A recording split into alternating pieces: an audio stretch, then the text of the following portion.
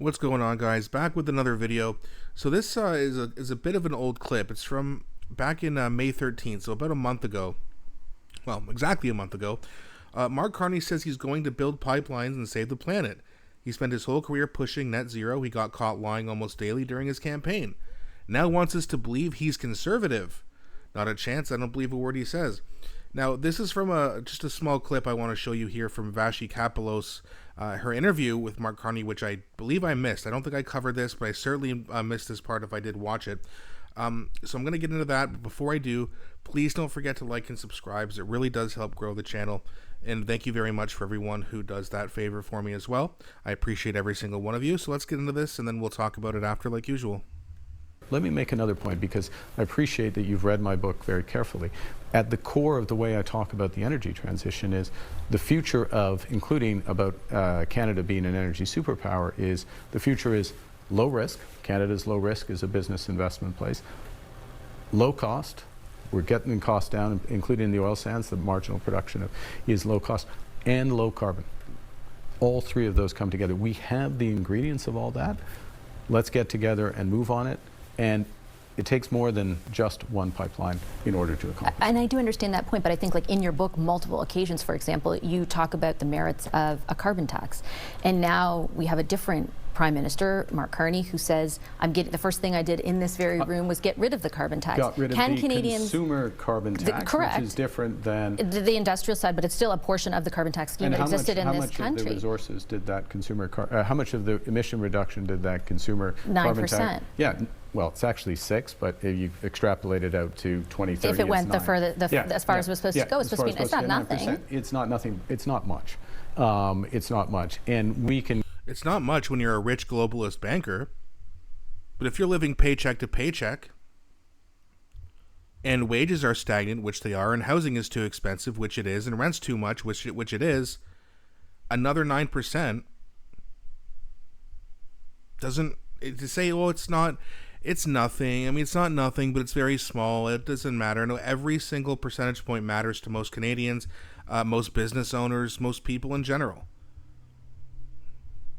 Do much better with different approaches, including collaborative approaches, which is what I'm looking to do. And look, how can you be collaborative? If you want a simple answer on will I support building a pipeline? Yes, that simple answer. I've given that multiple times. But I don't stop at that. I don't stop at, for example, if you want a simple answer on how do I make homes more affordable, I could just say, we're going to cut GST on homes. But that doesn't solve the problem. Just doing one pipe, it's good. Don't get me wrong, it's good. That's a positive thing, and working collaboratively in order to happen. But it's not enough. It's not enough to make Canada an energy superpower. It's not enough to build our full potential. It's not enough to truly get incomes growing across the country. We can do much more. We are going to be very, very ambitious. Build big, build bold, build now. It does speak, though, to... Sounds like a slogan. Thought Liberals hated slogans.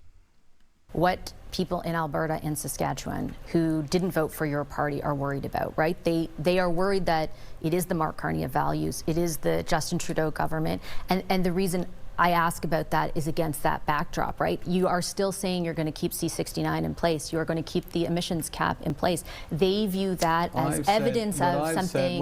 They view that, pardon me, as evidence of something that runs counter to what you're saying right now. What I've said very clear. Look, I am a pragmatist. I go over and over on this, and I really am.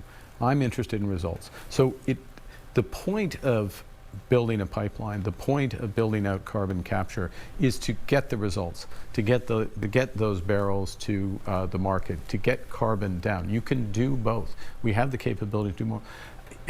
And we have the capabilities financially, from a technological perspective, in terms of the companies. Federal government can play a role. The province of Alberta, obviously other provinces, Indigenous people have to come along for almost all of these projects in order for them to actually work. And what I'm putting on the table is, okay, let's go. Let's not talk about this. Let's roll up our sleeves.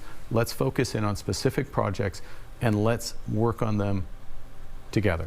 Now, very constructive, sorry if I may, constructive conversations with Premier Moe in this vein, also with Premier Smith in this vein. So the next stage of that is to sit down across premiers and other groups and start to refine that list and move forward. And we will change things at the federal level that need to be changed in order for projects to move forward. Does that include C69 or the emissions cap? It could include both. Yeah, absolutely could include. See, I mean, there's just a lot of vague, really bizarre answers, you know, like, oh, it could be doing this, so let's roll up our sleeves and get a bunch of work done. And by the way, not for nothing, this interview was published on May 13th, right? So that's 1 month ago. I know it's only 1 month, you got to give someone time, but it really seems like Mark Carney doesn't really have any good idea unless he's copying Pierre Poilievre. Now that's what he wants us to believe. So this is posted by Mark Nixon, by the way. Go give him a look over on his X and YouTube accounts. Very good channel. But again, it's very bizarre. Removing the C69 and emissions caps on the table, but yet he was the one who advised Justin Trudeau to put it on in the first place. He agreed with. He actually said in an interview with Pierre Poilievre a long time ago that the carbon tax wasn't enough. Sorry, it wasn't an interview, it was a debate with Pierre Poilievre. I think that's where he said it, but either way, correct me if I'm wrong, but he has said that it's not enough. The only reason they got rid of him, the only reason he's saying these things, is because he had to say those things. He had to temporarily drop the carbon tax to win the election. And it's going to come back as soon as they're done scaring people into putting it back on. Because remember, a lot of liberals especially liked it at first, and then things got too expensive, then they wanted it gone. Copying Pierre Poilievre's idea, by the way. Except he didn't fully copy it.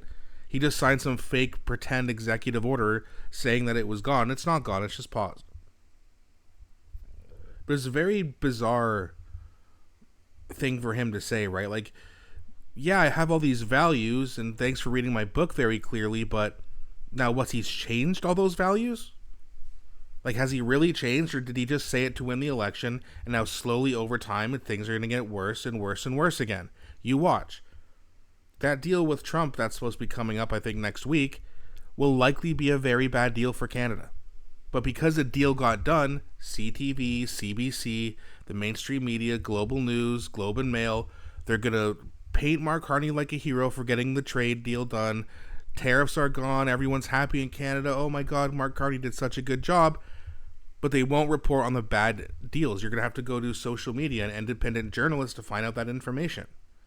And you bet your ass I'll be reporting on it. So let me know what you think. I thought Mark Carney looked pretty weak here. I know this is, from a month ago, but that being said, I thought Vassy actually did a pretty good job here, kind of questioning him a little bit. And Mark Carney doesn't like to be questioned. But let me know what you think. Please, again, don't forget to like and subscribe. And I'll be back shortly with a new one.